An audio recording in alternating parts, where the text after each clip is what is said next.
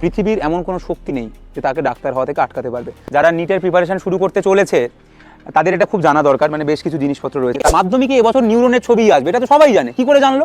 NEET পরীক্ষাটা যদি কোনো এক্সট্রাঅর্ডিনারি পরীক্ষা হতো তাহলে ওরা কোনোদিন ওই একটা বই থেকে প্রশ্নই করতো না। যে পরীক্ষা বলেই দিচ্ছে ভাই এই 500 পাতা, এখান থেকে আমি তোমার 360 নম্বরের পরীক্ষা দেবো, তাহলে এই পরীক্ষাটাকে তো কঠিন বলা চলে না।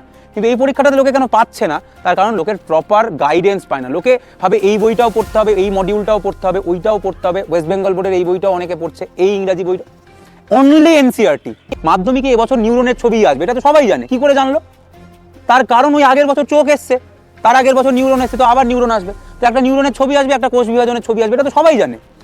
তার মানে এই বোর্ডসের কোশ্চেন প্রেডিক্টেবল, তার জন্য এত টেনশন নেওয়ার কোনো ব্যাপার নেই। কিন্তু নিটের প্রশ্ন একেবারেই ওরকম কিছু প্রেডিক্ট করা যায় না। প্রত্যেক বছর ওরা নতুন কোশ্চেন বানায়, কারণ কোশ্চেনগুলো বানায় হচ্ছে সমস্ত ওই আইআইটির প্রফেসররা কোশ্চেন বানায় এবং পুরো নতুন কোশ্চেন বানায়। কোনো এমসিকিউ বইয়ের সাথে কোনো কোশ্চেনের কোনো মিল নেই। এবং তার জন্য একটাই কাজ করতে হবে, 2 বছরে এনসিআরটিকে মানে পুরোটা পড়ে ফেলতে হবে, রিয়েলাইজ করতে হবে এবং আত্মস্থ করতে হবে। এইটাই হচ্ছে একমাত্র কাজ।